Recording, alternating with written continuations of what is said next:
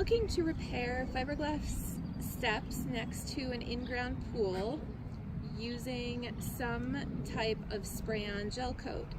There are minor holes in the fiberglass steps that need to be repaired as well. What is the best product for doing this, and will the eco-finish you talk about in your videos do the job?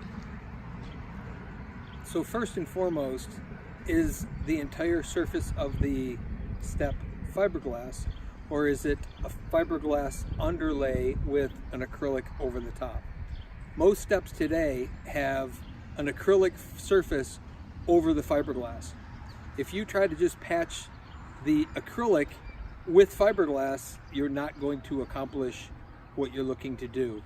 What you would want to do is strip the acrylic off and then refiberglass if there's an issue.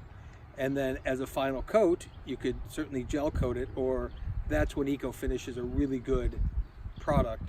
Once the repair is done and taken care of properly, eco-finish can be sprayed over it to give it the final finish, whatever that would be. And in this case, it would be a powder-coated plastic, basically, if it was eco-finish. Otherwise, you would want to re-gel coat the entire thing.